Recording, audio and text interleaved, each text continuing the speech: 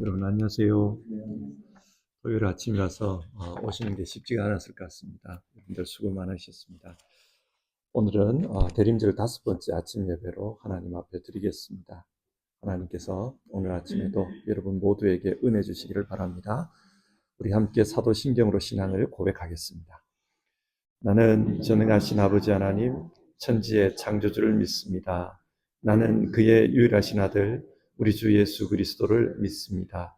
그는 성령으로 잉태되어 동정녀 마리아에게서 나시고 본디오 빌라도에게 고난을 받아 십자가에 못 박혀 죽으시고 장사된 지 사흘 만에 죽은 자 가운데서 다시 살아나셨으며 하늘에 오르시어 전능하신 아버지 하나님 우편에 앉아 계시다가 거기로부터 살아있는 자와 죽은 자를 심판하러 오십니다.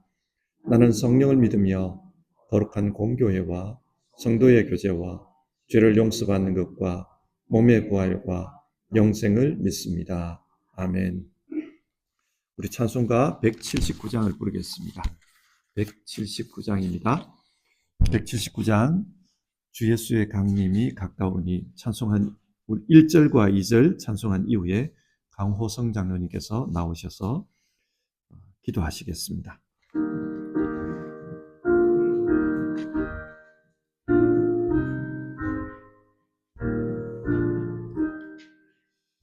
주 예수의 강림이 가까우니 저 천국을 얻을 자 회개하라. 주 성령도 너희를 부르시고 무천사도 나와서 영접하네. 주 예수님 너희를 찾으시니 왜 의심을 하면서 오지 않나. 온 세상 죄 담당 어린 양을 죄 많은 자 불러서 구원하네.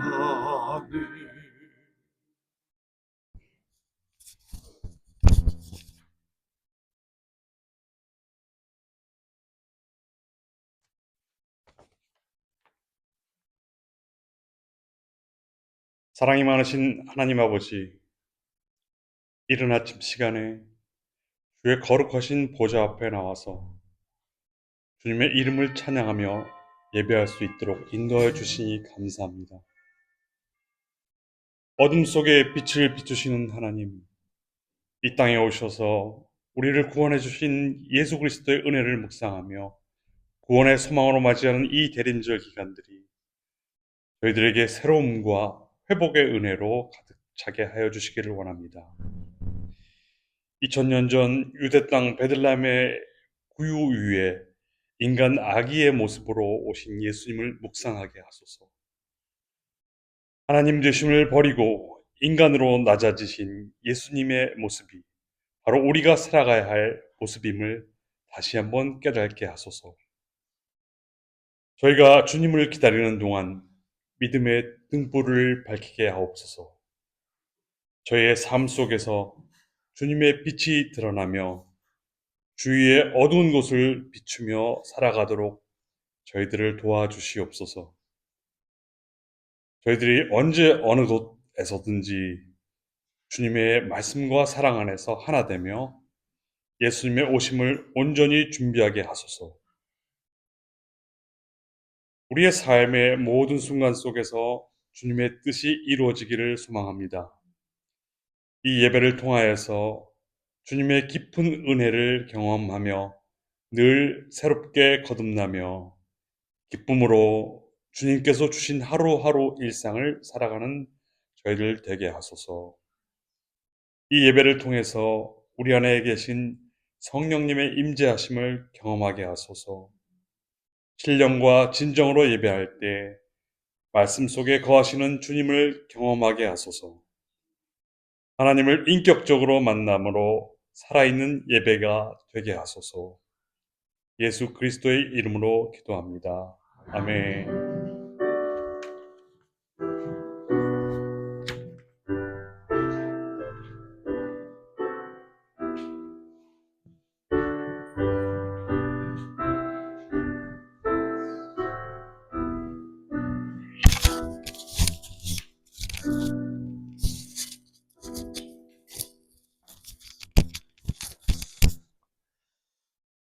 오늘 아침에 읽으실 성경 말씀은 로마서 13장 11절부터 14절까지 말씀입니다.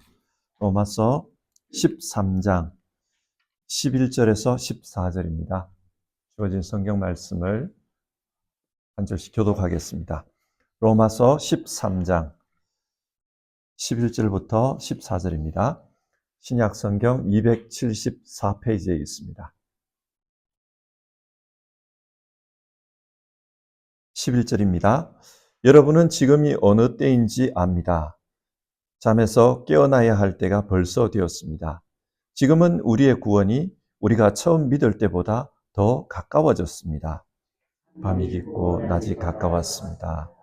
그러므로 우리는 어둠의 행실을 벗어버리고 빛의 갑옷을 입읍시다. 낮에 행동하듯이 단정하게 행합시다. 호사와 연회와 술 취함, 음행과 방탕, 싸움과 시기에 빠지지 맙시다. 주 예수 그리스도로 옷을 입으십시오. 정욕을 채우려고 육신의 일을 괴하지 마십시오. 아멘. 대림절은 주님의 오심을 기다리는 절기입니다. 여러분, 우리는 이 절기를 어떤 마음으로 보내야 할까요? 우선 주님의 오심은 예수님의 초림과 연관이 있습니다. 2000년 전 예수님은 우리를 구원하기 위해서 아기 예수님의 모습으로 이 땅에 오셨습니다. 우리를 구원하기 위해 사람의 몸을 입고 베들레헴 마구간에 태어나셨습니다. 낮고 천한 자리로 오셨습니다. 그러므로 우리는 대림절을 보내면서 예수님께 감사하는 그런 시간을 가졌으면 합니다. 그리고 주님의 오심은 재림과 연관이 있습니다. 신약 성경은 총 27권으로 구성되어 있습니다. 장으로 따져보면 전체가 216장입니다. 그리고 이 216장 가운데 주님의 재림에 대한 말씀은 318번이 나옵니다. 그러니까 수치상으로만 따지면 한 장에 한 번 이상 재림에 대한 말씀이 기록되어 있는 겁니다. 성경이 재림에 대해서 왜 이렇게 많은 말을 하고 있는 것일까요? 우리의 구원이 예수님의 재림으로 말미암아 완성되기 때문입니다. 재림 때에 하나님의 나라가 완성이 됩니다.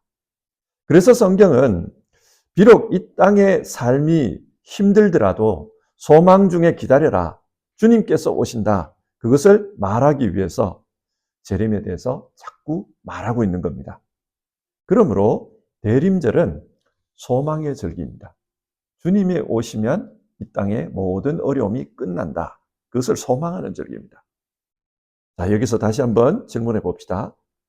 우리는 대림절을 어떤 마음으로 보내야 할까요? 대림절은 우리를 구하러 오신 예수님께 감사하는 절기라고 했습니다. 그리고 우리의 구원을 완성하기 위해서 주님께서 다시 오시는 것을 소망하는 절기라고 했습니다. 우리는 이 대림절을 감사와 소망으로 지내야 합니다. 그렇다면 우리는 지금 감사와 소망으로 이 절기를 보내고 있습니까? 우리가 살고 있는 이 세상은 여러 가지 문제들이 있습니다. 지금도 전쟁이 있습니다. 세상 곳곳에 갈등이 있습니다. 죽음이 있고요, 고통이 있습니다. 질병과 아픔, 외로움과 고달픔이 있습니다. 경쟁사회 속에서 좌절한 사람들이 있습니다. 이런 문제 많은 세상에서 어떻게 감사와 소망의 마음으로 살 수 있을까요? 오늘 아침에 이것을 한번 질문해 봅시다. 성경은 우리가 감사와 소망의 마음으로 살기 위해서는 지금이 어떤 시기인지를 잘 아는 것이 중요하다. 그런 말을 합니다. 본문 11절의 말씀을 보면요. 여러분은 지금이 어느 때인지 압니다. 잠에서 깨어나야 할 때가 벌써 되었습니다. 지금은 우리의 구원이 우리가 처음 믿을 때보다 더 가까워졌습니다. 그렇게 말합니다. 바울 사도는 로마서를 읽는 사람들에게 지금이 어떤 때인지 그것을 알고 신앙하라고 합니다. 지금은 주님의 오심이 처음 믿을 때보다 더 가까이 온 때라고 합니다. 그렇기 때문에 잠에서 깨어나야 한다. 그렇게 말합니다. 이게 무슨 말입니까? 지금이 어떤 때인지를 모르고 살면은 영적으로 잠든 상태로 지내게 된다는 말입니다. 창세기 18장과 19장을 보면 하나님께서 소돔과 고모라를 심판하는 이야기가 나옵니다. 사람들이 소돔성의 악행 때문에 하나님께 부르짖었습니다. 그리고 그 부르짖는 소리를 하나님께서 듣고 정말로 소돔이 그렇게 악한 곳인가 그것을 확인하기 위해서 천사들을 보냈습니다. 천사들이 그곳에 가보니까 소돔은 굉장히 심각한 곳이었습니다. 어느 정도로 심각했습니까? 그 많은 사람 중에 의인 10명을 찾기가 어려울 정도로 심각한 곳이었습니다. 그래서 소돔을 멸하기로 한 것입니다. 그런데 그때 하나님은 소돔 땅에 살고 있는 아브라함의 조카 롯과 그 가족을 불쌍히 여겼습니다. 그래서 그들에게 곧 소돔이 망할 테니까 빨리 이 성을 떠나라. 그렇게 명령했습니다. 자, 지금 소돔이 처한 상황이 어떤 때입니까? 심판이 코앞에 닥친 상황입니다. 그리고 그 심판을 면하기 위해서 빨리 떠나라고 했습니다.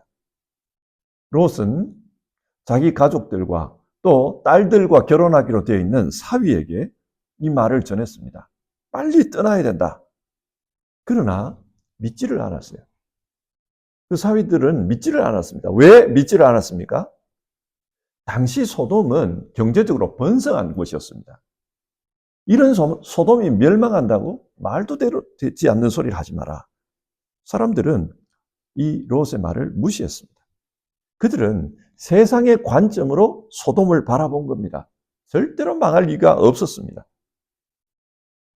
지금이 어느 때인지를 분간하지 못하면은 멸망할 수밖에 없습니다. 이처럼 오늘 성경은 우리가 사는 이 때가 어떤 때인지를 알라고 합니다. 그걸 모르면 하나님의 심판을 면할 수 없다는 겁니다. 마태복음 24장을 보면요. 마지막 때를 이렇게 이야기해요. 그때에 두 사람이 밭에 있을 터이니 하나는 데려가고 하나는 버려둘 것이다. 두 여자가 맷돌을 갈고 있을 터이나 하나는 데려가고 하나는 버려둘 것이다. 그 때를 어떻게 이해하느냐에 따라서 하나님 나라에 가는 사람도 있고 심판에 떨어지는 사람도 있다. 그렇게 말합니다. 그래서 예수님은 사람들에게 깨어있으라고 했습니다. 그러므로 깨어있으라. 너희는 너희 주님께서 어느 날에 오실지를 알지 못하기 때문이다. 그리고 오늘 본문 역시 잠에서 깰 때다. 그런 말을 합니다. 근데 이게 쉽지가 않아요. 예수님께서는 자신이 다시 오실 때 사람들이 어떤 모습으로 살지를 알고 계셨습니다. 그래서 이런 말씀을 해요. 마태복음 24장 37절 39절인데요. 노아의 때와 같이 인자가 올 때에도 그러할 것이다. 홍수 이전 시대에 노아가 방주에 들어가는 날까지 사람들은 먹고 마시고 장가가고 시집가며 지냈다. 홍수가 나서 그들을 모두 휩쓸어 가기까지 그들은 아무것도 알지 못하였다. 인자가 올 때에도 그러할 것이다. 무슨 말입니까? 주님 다시 오실 때에도 사람들은 때를 분간하지 못한다는 겁니다. 그래서 영적으로 잠들어 있을 것이다. 일상의 생활에 바쁠 것이다. 먹고 마시는 일, 시집가고 장가가는 일, 거기에 분주할 것이다. 그런 말을 합니다. 때를 분별하지 못하면 어려움을 면할 수가 없습니다. 그래서 우리는 지금 내 삶이 어디에 서 있는지를 분별할 필요가 있습니다. 그래서 주님은 우리에게 깨어 있으라 그 말씀을 하는 겁니다. 여러분, 내 삶이 어디쯤 와 있는지, 어디에 서 있는지를 한번 생각해 보는 이 대림절 아침이 되기를 바랍니다. 자, 그러면 이런 질문이 따라옵니다. 깨어있는 사람은 어떻게 살아야 합니까? 그 이야기입니다. 깨어있는 사람은 어떻게 삽니까? 본문 12절을 보면요. 밤이 깊고 낮이 가까이 왔습니다. 그러므로 우리는 어둠의 행실을 벗어버리고 빛의 갑옷을 입읍시다. 영적으로 깨어있는 사람은 빛의 갑옷을 입어야 한다는 거예요. 여기서 빛의 갑옷을 입는다는 말은 하나님 나라에 합당한 삶을 살자, 그런 뜻입니다. 성경에서 빛은 하나님과 연관이 있습니다. 하나님은 빛 가운데 계시는 분이시다. 성경 그렇게 말합니다. 그러므로 빛의 갑옷을 입는다는 것은 하나님 나라에 합당한 사람으로 살아가는 것을 의미합니다. 에베소서 6장을 보면요. 하나님의 전신갑주를 입으십시오. 그런 말씀이 나옵니다. 진리로 허리띠를 띠고 복음의 신발을 신고 믿음의 방패를 가지고 하나님 말씀의 금을 가지라고 했습니다. 그리고 깨어서 기도해야 한다. 그런 말씀을 합니다. 이처럼 하나님 나라 사람들은 세상 속에서 세상의 가르침을 따라 사는 것이 아니라 믿음의 삶, 말씀의 삶, 기도의 삶, 그 삶에 힘쓴다는 겁니다. 이게 빛의 갑옷을 입는 겁니다. 그러나 현실은 어떻습니까? 사람들은 말씀과 기도로 살아야 된다는 것을 잘 압니다. 한국교회는 정말 기도에 열심히 있었던 교회입니다. 일주일 동안의 프로그램을 한번 보십시오. 새벽 기도회가 있어요. 금요 철야 기도회가 있습니다. 금식 기도회가 있고, 그리고 작정 기도, 산 기도, 다양한 기도가 있습니다. 한국 사람들은 정말 열심히 기도했습니다.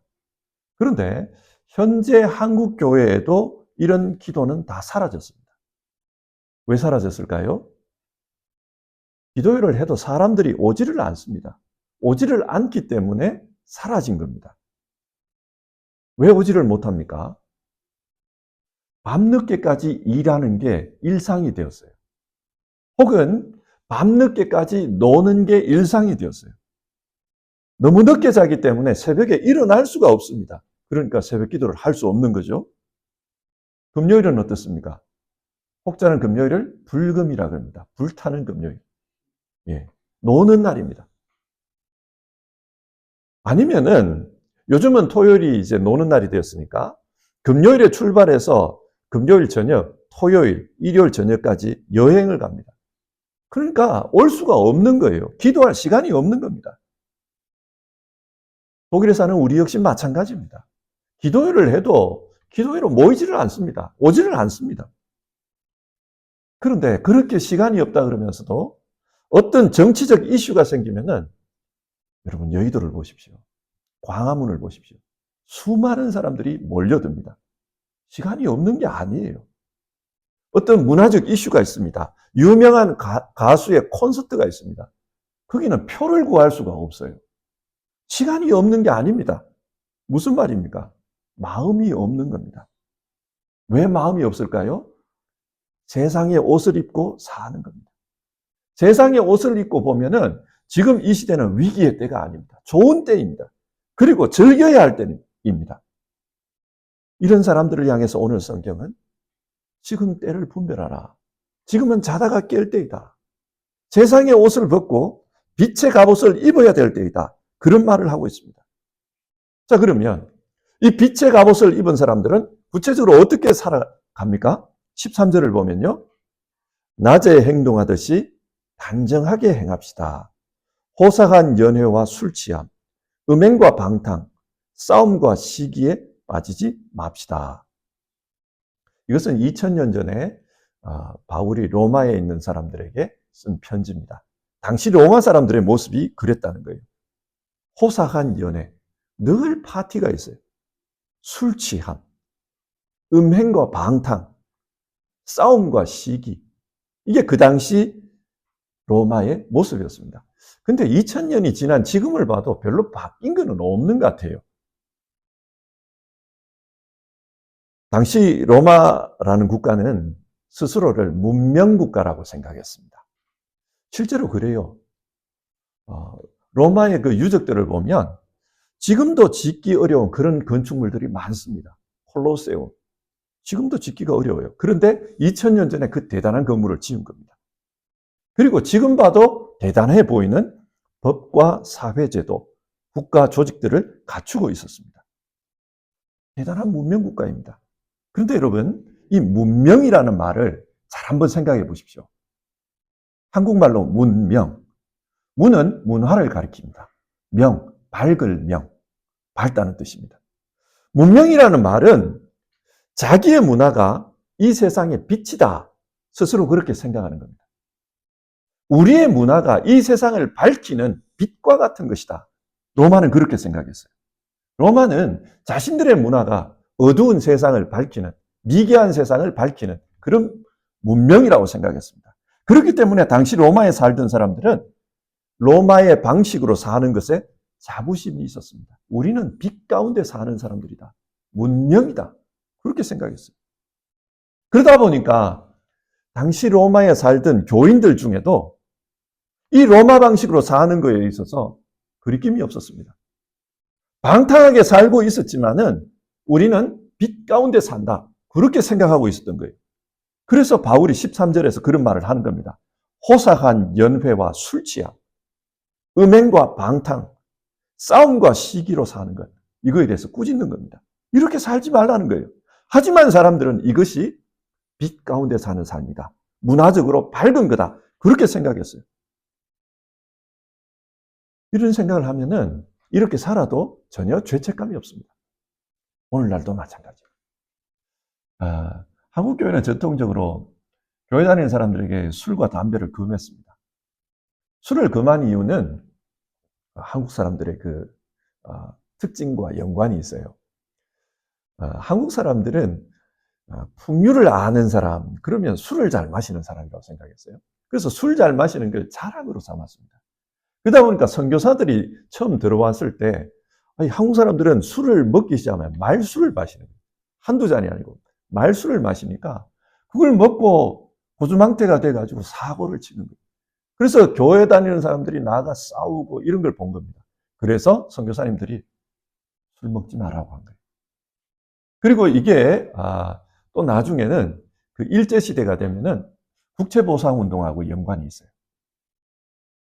일본이 우리나라에 말도 되도 않는 그런 빚을 매기지 않습니까? 그래서 교회 다니는 사람들이 나라 빚을 갚자. 그래서 술 먹지 말라고 했어요. 이걸로 나라 빚을 갚자. 그렇게 된 거예요. 그래서 술을 먹지 말라고 한 겁니다. 그런데 지금 교회 다니는 사람들이 술 먹는 거에 대해서 거리낌이 없습니다. 심지어는 목사 앞에서도 술 먹는 걸 자랑을 하더라고요. 그런 세상이 되었어요. 왜 이런 일이 벌어질까요? 이 시대의 문화를 빛이라고 생각합니다.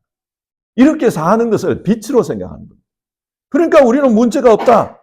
죄책감이 전혀 없는 겁니다. 그러나 성경은 뭐라 그럽니까? 12절. 어둠의 행실을 벗어버리고 빛의 갑옷을 입읍시다. 어둠의 행실을 벗으라는 거예요. 그리고 빛의 갑옷을 입어라. 요한복음 1장은 예수님을 참 빛이라고 합니다. 참 빛이 오셨다. 참 빛이라는 말은 거짓 빛도 있다는 말입니다. 로마 문명은 거짓 빛이었습니다. 그래서 그런 것을 벗어버려라. 대신 참 빛의 갑옷을 입어라. 그 참 빛의 갑옷을 입는 게 뭐냐? 14절에서는 예수 그리스도로 옷을 입으십시오. 예수 그리스도로 옷 입는 겁니다. 정욕을 채우려고 육신의 일을 꾀하지 마십시오. 이걸 버리는 겁니다. 그게 빛의 갑옷을 입는 겁니다. 아우구스티누스라는 분이 있습니다. 여러분 잘 아시는 교부입니다. 교회의 아버지, 교부입니다. 이 사람은 원래 마니교 신자였습니다. 이단이죠. 그 마니교에 빠져 있었어요.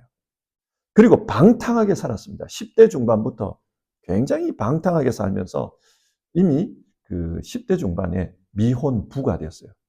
결혼하지 않은 상태에서 난 아들이 있을 정도였습니다. 음란과 호사스러운 삶을 굉장히 좋아했습니다. 그러나 세상적으로 볼 때 이 사람은 굉장히 성공한 사람이었어요. 20대가 되었을 때 이미 그 당시 최고였던 밀라노 대학의 교수가 되어 있었습니다. 그래서 교수가 되었을 뿐만 아니라 그의 학문적 명성이 로마 제국 안에 자자했습니다. 호사와 음란함, 방탕함으로 살던 이 아우구스티누스는 30대가 되면서 자기 인생에 대해서 회의를 느끼기 시작합니다. 이렇게 살아서 되냐? 그런 생각을 하게 돼요. 그러면서 자기 어머니가 늘 자기를 위해서 기도하는 것을 생각합니다. 어머니가 늘 그에게 예수님을 믿으라 말했던 그 기독교 신앙에 관심을 가지기 시작합니다. 그리고 그때 우연히도 이 아우구스티누스의 주변에 있던 사람들이 회심을 하기 시작합니다. 교회 다니기 시작해요. 그래서 자기도 신앙을 가져야 되겠다. 그런 결심을 합니다. 그런데 이분에게 문제가 있었어요. 하나님을 믿기로 하고 정말 신앙으로 살려고 결심을 했지만 그런데 늘 돌아보면 제자리에 서 있더라는 거예요. 하나님을 믿기로 하고 정말 바른 삶을 살아야 되겠다. 새로운 삶을 살아야 되겠다. 그렇게 생각했는데 돌아보면은 역시나 방탕한 삶을 살고 있는 자기 자신을 발견한 겁니다. 그래서 간절한 마음으로 기도를 합니다. 하나님, 진짜 나를 만나주시면 안 됩니까? 나는 정말 새로운 삶을 살고 싶습니다. 진짜 새롭게 해주시면 안 됩니까? 나는 정말 하나님을 믿고 싶습니다. 제게 믿음을 주시면 안 됩니까? 나는 왜 늘 이 모양입니까? 그런 기도를 합니다. 그의 기도는 굉장히 진지했고 눈물을 흘리면서 기도할 때도 있었다고 합니다. 그런데 돌아보면 언제나 제자리였습니다. 방탕한 삶을 살고 있는 자기를 본 겁니다. 그러던 어느 날 정원에 앉아 있는데 노래 소리가 들려왔어요. 애들이 노래하기를 집어서 들고 어서 읽어라. 집어서 들고 어서 읽어라. 톨레레게 톨레레게 그런 노래가 들려오는 거예요. 그런데 가만히 생각해 보니까 자기 집 정원에는 애들이 있을 이유가 없어요. 그리고 한 번도 들어보지 못한 그런 음성이었습니다. 그 순간 이 음성이 하나님의 음성이겠다. 그런 생각이 들었어요. 그래서 빨리 거실로 달려 들어갔습니다. 그리고 성경을 펼쳤는데 딱 펼쳤을 때 눈에 들어온 구절이 있었습니다. 그게 로마서 13장 13절과 14절입니다. 낮에 행동하듯이 단정하게 행하십시다. 호상한 연회와 술 취함, 음행과 방탕, 싸움과 시기에 빠지지 맙시다. 주 예수 그리스도로 옷을 입으십시오. 딱 자기에게 하는 이야기였습니다. 그래서 아우구스티누스는 이 음성이 하나님의 음성이다. 하나님께서 내게 오셔서 말씀하시는 거다. 그걸 느꼈어요. 그래서 이분은 그 순간 회개합니다. 진심으로 회개가 쏟아졌고 말씀 가운데 하나님을 만났습니다. 완전히 새로운 사람이 된 거예요. 그리고 이분은 그 이후 천년의 중세 교회를 이끄는 정신적인 스승이 되었습니다. 세상의 옷을 벗고 그리스도로 옷 입은 결과 이렇게 된 겁니다. 여러분 뭘 말합니까? 하나님은 우리 역시도 세상의 옷을 벗고 그리스도로 옷 입으면 아우구스티누스와 같은 그런 삶을 살게 하신다는 말씀입니다. 자, 오늘 설교를 정리하겠습니다. 대림절은 주님의 오심을 기다리는 절기입니다. 어떻게 주님을 기다릴까? 감사와 소망의 마음으로 주님을 기다려야 합니다. 왜 그렇습니까? 주님께서 우리를 구원하시기 위해서 사람의 몸을 입고 낮은 곳까지 찾아오셨습니다. 그래서 감사해야 합니다. 뿐만 아니라 주님께서 우리의 구원을 완성하시기 위해서 다시 오십니다. 그렇기 때문에 우리는 어려움이 있어도 소망하면서 살아야 합니다. 현실은 눈물과 슬픔, 전쟁과 죽음, 좌절과 어려움이 있습니다. 그런데 이런 가운데서 어떻게 감사와 소망으로 살 수 있는가? 오늘 성경은 지금 우리가 살고 있는 이 때가 어떤 때인지를 분별하라고 합니다. 이 때는 주님이 가까이 와 계시는 때라는 겁니다. 주님이 가까이 와 계시는 때이기 때문에 깨어서 어둠의 옷을 벗고 빛의 갑옷을 입으라.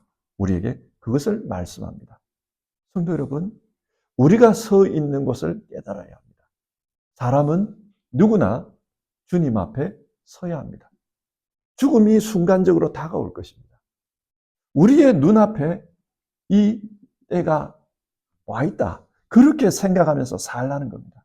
그렇기 때문에 매 순간을 어둠의 옷을 벗고 빛의 갑옷을 입는 그런 삶을 살아야 한다. 우리에게 권면하고 있습니다.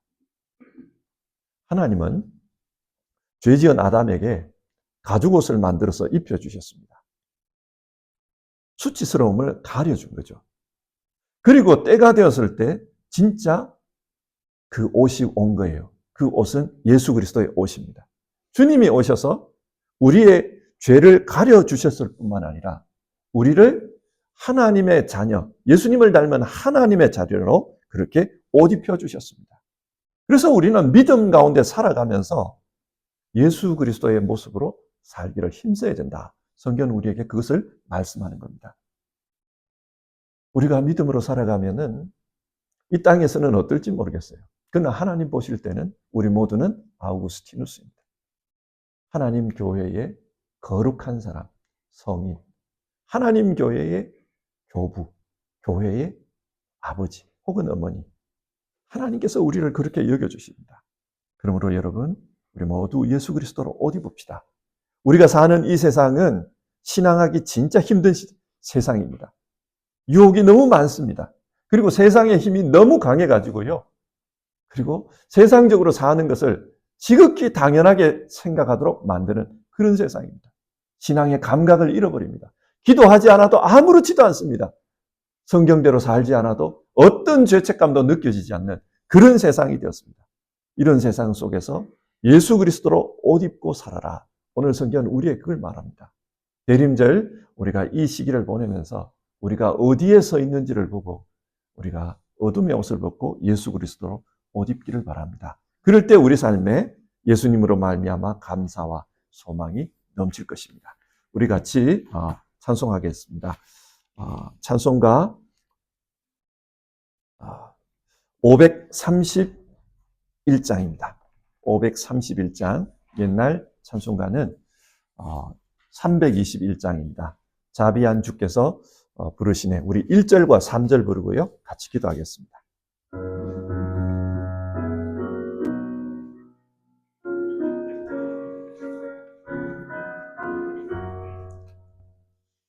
자비한 주께서 부르시네, 부르시네, 부르시네.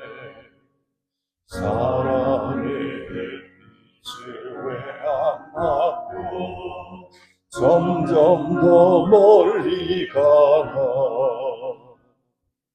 지금 오라,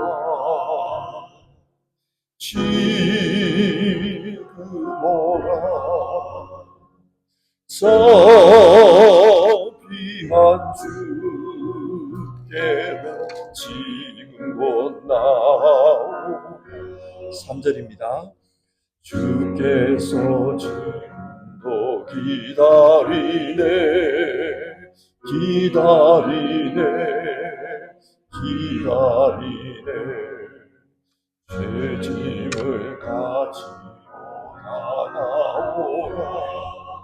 어서 주 앞에 오라. 지금 오라, 지금 오라. 자비한 주께로 지금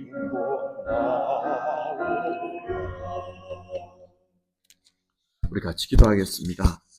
올 한 해의 삶을 돌아보면서 우리 기도했으면 좋겠습니다. 하나님은 우리에게 감사와 소망 속에서 살기를 원하셨습니다. 그러나 우리가 사는 현실이 어려움이 많은 세상입니다. 그러다 보니까 감사도 또 소망도 잃어버리고 살 때가 참 많습니다. 그래서 대림절 주님의 오심을 기다리는 이 절기에 우리는 성경 말씀을 읽으면서 다시 한번 감사와 소망의 삶으로 삽시다. 그렇게 말씀을 나누었습니다. 감사와 소망의 삶을 살기 위해서는 지금이 우리가 어느 때인지를 생각해야 합니다. 지금은 주님께서 우리 앞에 가까이 와 있는 때입니다. 그렇기 때문에 어둠의 옷을 벗고 빛의 갑옷을 입어야 합니다. 주님께서 우리에게 예수 그리스도로 옷 입혀주시기 위해서 우리에게 가까이 와 계십니다. 그리고 예수 그리스도로 옷 입으면 반탕했던 그 아우구스티누스도 하나님의 거룩한 사람, 성인이 되었듯이 교회의 아버지, 교부가 되었듯이 우리도 그런 삶을 살 것이다. 우리에게 그걸 말하는 겁니다. 여러분, 그래서 기도합시다. 주님께서 오심을 기다리는 이 시기 내 삶을 돌아봅니다. 혹시 올 한 해 내가 어둠의 옷을 입고 세상에 취해 살았다면 주님 돌아봅니다. 그리고 회개합니다. 주님의 옷을 입기를 바랍니다. 빛의 갑옷을 입고 살아가기를 바랍니다. 주님, 나를 도와주옵소서. 세상의 힘이 너무 강합니다. 기도하지 않아도 아무런 문제가 없다고 생각이 들고 신앙으로 살지 않아도 어떤 불안감도 느껴지지 않는 세상의 힘이 너무나도 강한 그런 시대, 영적으로 잠에 들 수밖에 없는 그런 시대, 이 시대 속에서 깨어있게 하옵소서. 이 시대 속에서 예수 그리스도로 옷 입고 살 수 있도록 도와주시옵소서. 그래서 내 삶에 주님으로 말미암아서 감사도 소망도 회복될 수 있게 도와주시옵소서. 우리 그렇게 같이 기도해 봅시다.